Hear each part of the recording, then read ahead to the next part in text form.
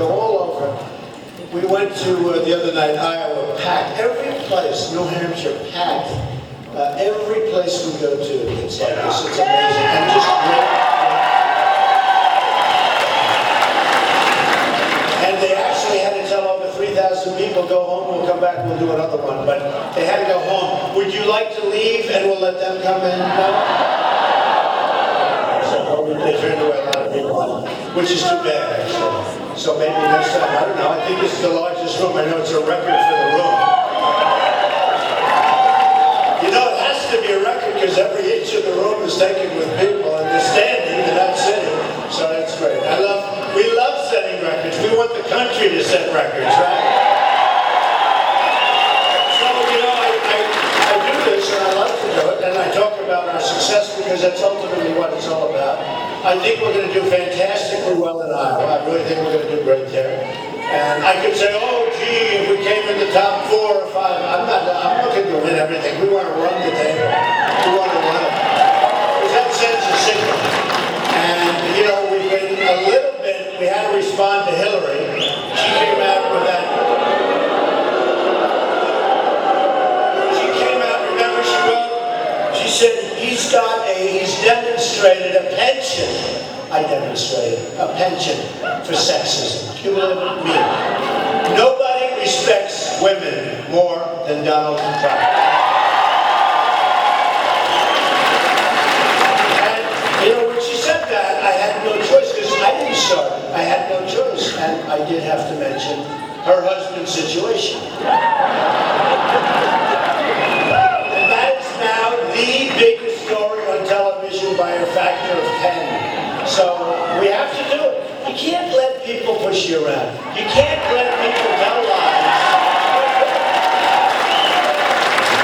You know, it's interesting. One of the polls came out from CNBC, and they said that if it's Trump against Hillary in the election, it will be the greatest voter turnout in the history of this country. I can say it. And they said all of these people that are going to come in new, they never vote, they don't care. They're going to mostly, I'll tell you what, they're going to vote for Trump. That's why they're coming in, because they're so fed up with this system, this corrupt, they're fed up with it. And they're fed up with those guys back there, the media, they are the worst.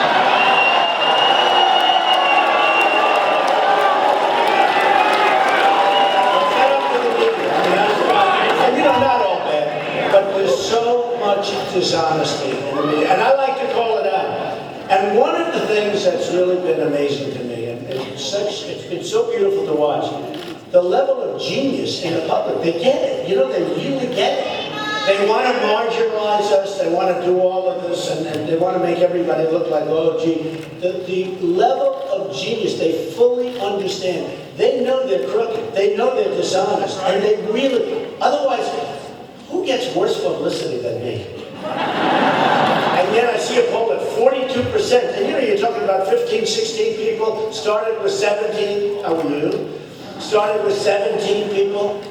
And you know, I'd be happy with 42 if we had 3. Okay? Not thrilled, I'd like to be over that 50 mark, but I think we're doing really well. And you know, it's interesting, but the debates, okay? So, the debates, I love you too, darling. I love you. I do. I love everybody. You know what?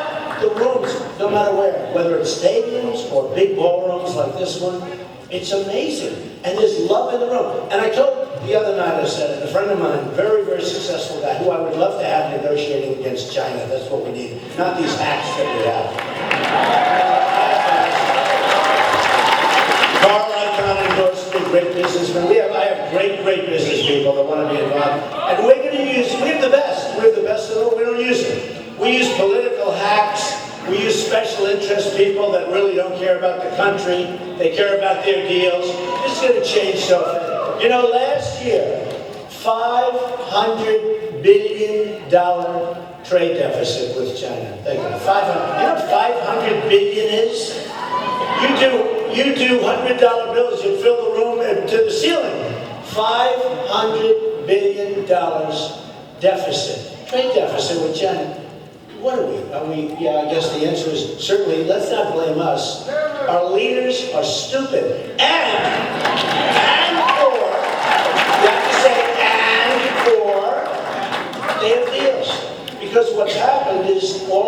money is being given to them by special interests, by all of these people, including lobbyists. And these lobbyists make our leaders do, our leaders, can you believe our leaders? This is what but they make the leaders of our country do things that they don't even want to do. Because they've given them tens and tens and tens of millions of dollars. And I look at this guy, Jeb Bush, he spent $59 million on his campaign. And he's down in the grave. He's nowhere. You know, think of it. And it's got to be much more than that. It was actually $59 million a while ago. Every time I turn on an ad, I see an ad about Trump. I mean, it's not that bad an ad either. It's like, you're going to do an ad, do an ad. But, look, he's a low-energy person, let's face it. We don't need low energy. We need lots of energy.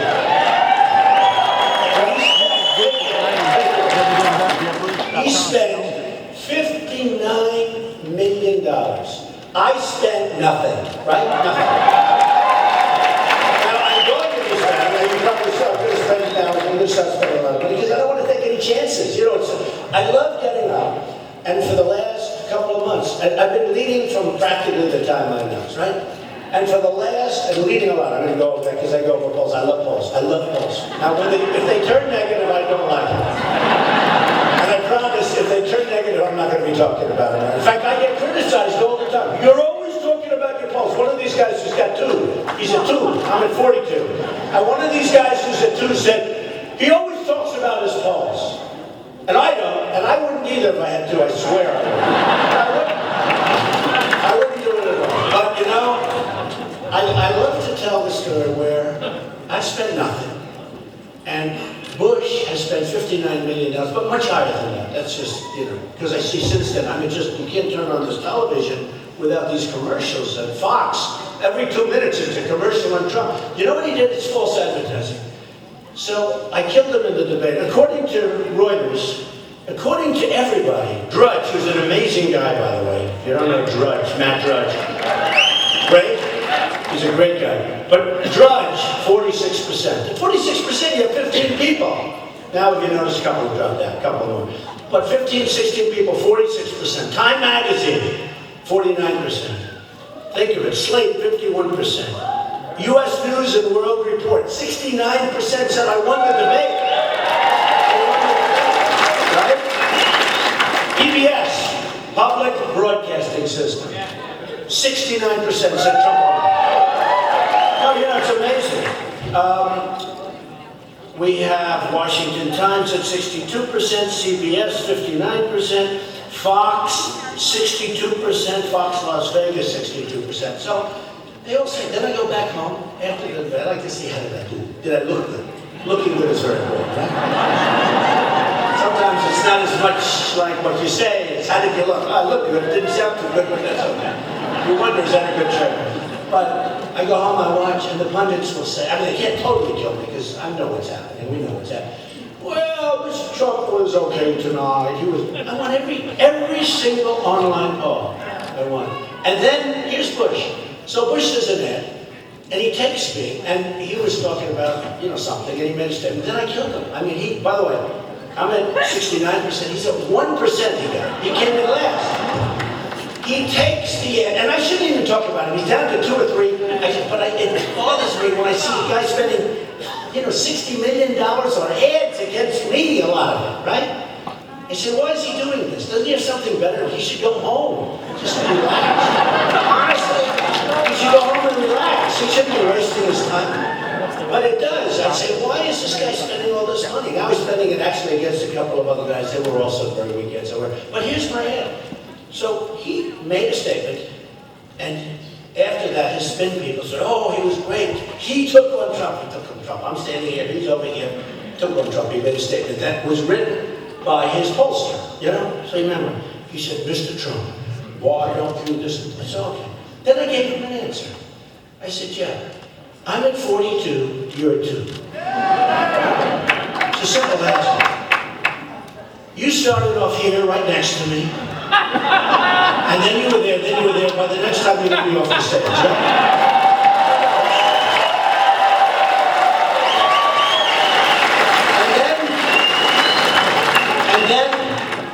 And that was it. So I was question was fine, you know, professionally written. So he asked me a question. Good. I give an answer, I blow him away, right? Everybody says Trump won the debate, everybody.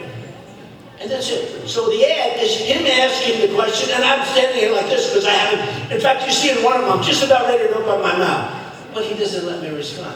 It's almost false advertising, isn't it? So I mentioned it. Hillary is a disaster. I mean, Hillary's controlled by her money. So is Jeff. So is, by the way, I'm the only one self-funding my campaign. I'm self-funding.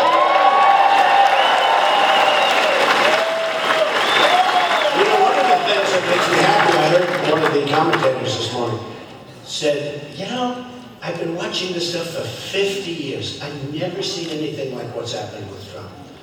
One of them actually said, I'm special, you're special, I like you. I'm special. Isn't that nice? That's a very, every once in a while somebody can say something that hits you. Where are you? Who said that? Wow, so nice, thank you. That's a nice one. That's like, you know, every once in a while there's a statement that's either nice or brutal. I think low energy was a brutal statement, right? And by the way, low energy can be applied to Hillary. I just don't like to use the same thing twice on one of my enemies, right? Because I consider them enemies. We view this as war. Don't we view this as war? It's war. It's war. And so you don't like to use it, and I hate to give it up. Why? Oh, we're going to help your daughter. We're going to help the country. That's called helping the daughter. We're going to help your country. So here's the story. So we are in a situation where we have incompetent leadership, where our trade deals are killing us. Our military is not prepared. General Oriana, when he left just recently, he said we are less prepared now than at any time that he can remember. And I think he went back to the beginning. But let's say Second World War, okay? That's enough. Now we should be very prepared now because the world hates us. She has done a terrible job as Secretary of State. I mean, think of it. Putin comes out, he said, Donald Trump is brilliant, he's doing an amazing job, and he's leading the pack. Okay, that's nice. And she and my opponents, oh, isn't that terrible that Putin said, wouldn't it be nice if we could get along with the world? Wouldn't it be nice?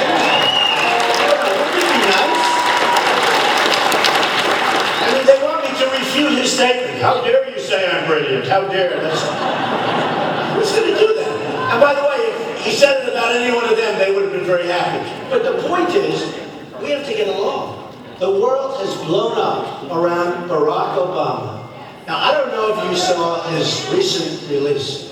They were talking about the Department of State, State Department, and they said very strongly, you know, the things that they've done.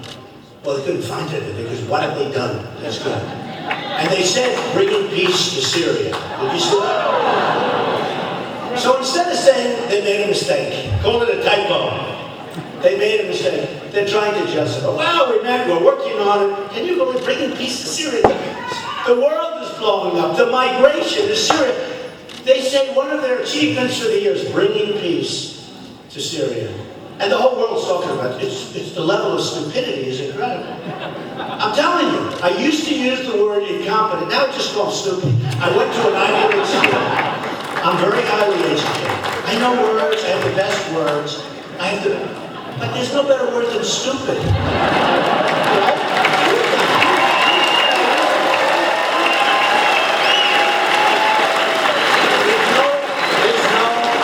There's no word like that.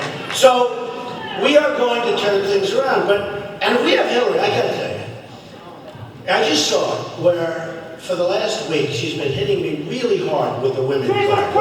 Really hard. And I had to say, okay, that's enough. And we did a strong number. She's not gonna win. And by the way, I love the concept. I love having a woman president. Can't be her. She's horrible. And you know, we really don't, I'll tell you who does not like, yeah, we're getting Ivanka. Good, let's do Ivanka. But I'll tell you who doesn't like Hillary are women. Women don't like her.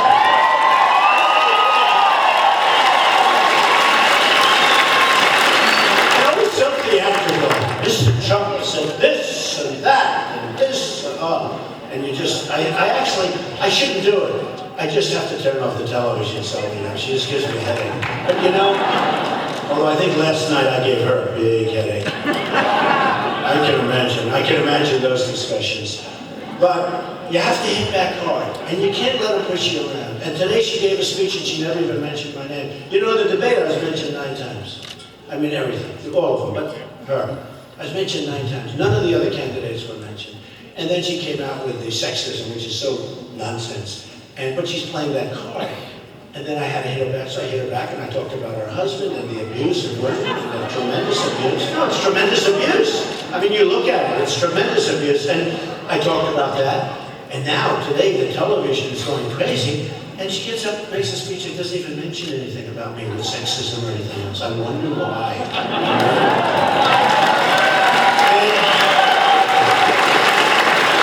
And remember this, it's really important. A poll just came out where we're tied. Another one came out a couple of weeks ago, Fox, where I'm leading by 4 or 5 points against her individually. We're doing great. I haven't even focused on her yet. Look at the people I focused on. I don't want to really knock them. I don't want to mention their names. But of those people that are all gone, they were all people that attacked me. Wouldn't it be nice if our country could have that same thing? You attack and they're boom, gone. And if we could do it verbally, if we could do it verbally, that's even better. Who wants to use our military? By the way, we are going to build the strongest, the best, the most powerful military ever.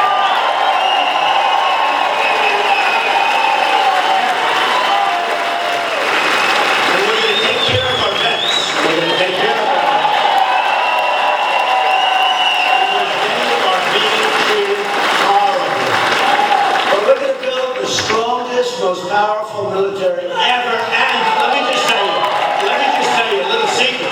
It's the cheapest thing we can do. We're never going to have to use it. I don't think we're going to have to use it. Don't forget, they talk about my tone. I remember when Jeb and Hillary the same day, Mr. Trump's tone is not nice. They're chopping off Christians' heads in Syria and other places, and they want me to have a nice tone. I'm supposed to be always, isn't life wonderful, okay? Look, we've got to be tough. We've got to be smart. We've got to have heart, too. We've got to have heart. We've got to take care of people. We've got to fix our health care program. This Obamacare is a disaster. You people know.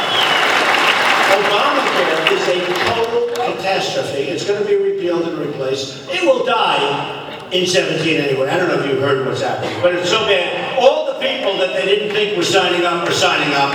And the other people that are really paying for it aren't signing up. And your rates are going up 25, 35, 45%. Your deductibles are so high that unless you get hit by a tractor, you're never going to be able to use it. You're never going to be able to use it. So Obamacare is a disaster. We're going to repeal it. We're going to replace it. There are so many great things we can do on health care.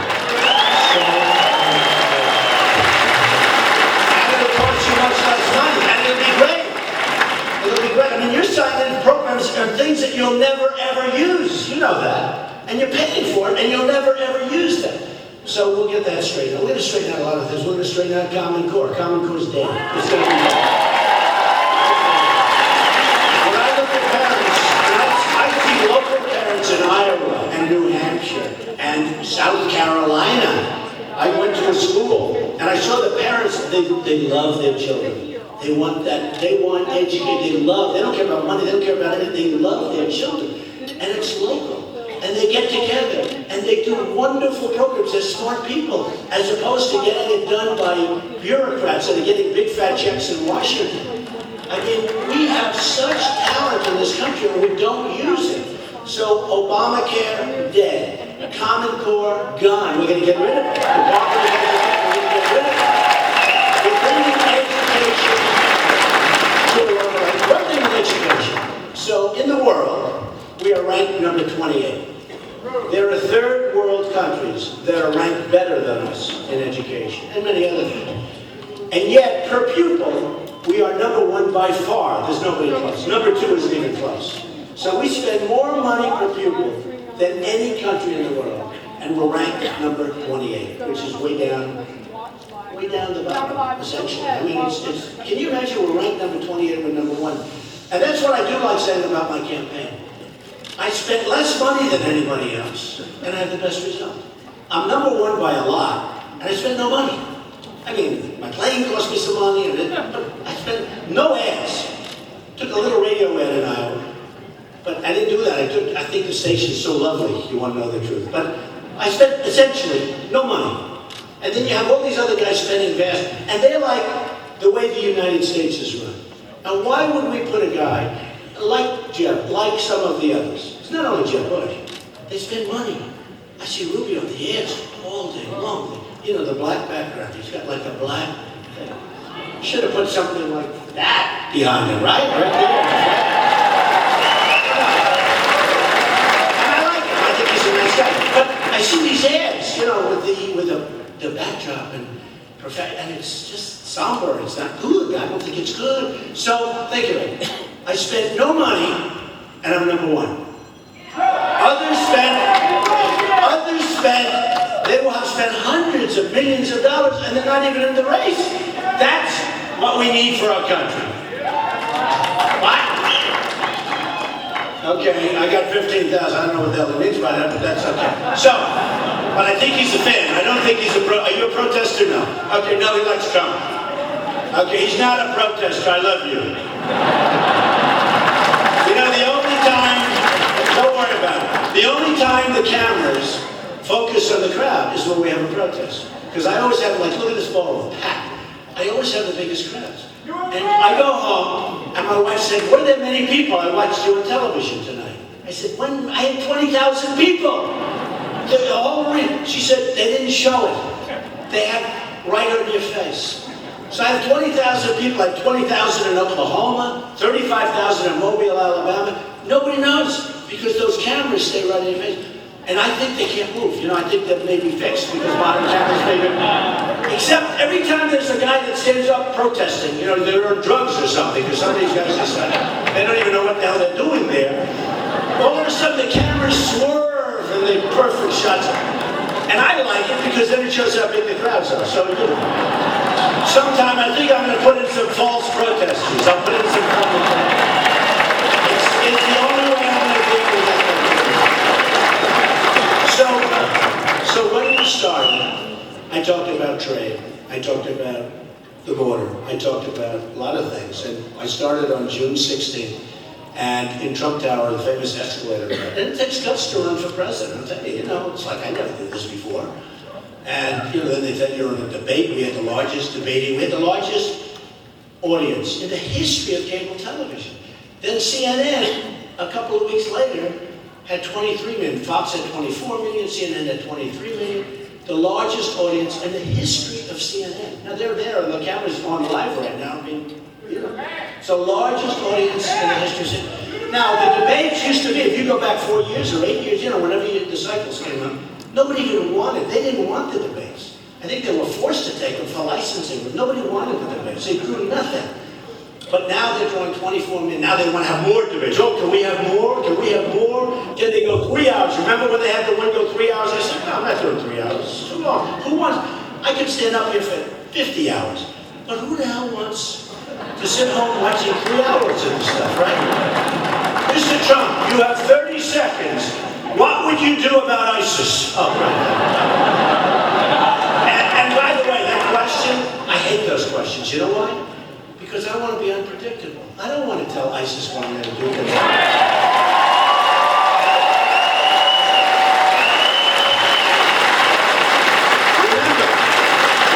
I said very strongly, keep the oil. For what, 4 years? You've been watching. I mean, 4 years. I mean, get the oil, get the oil, get the oil.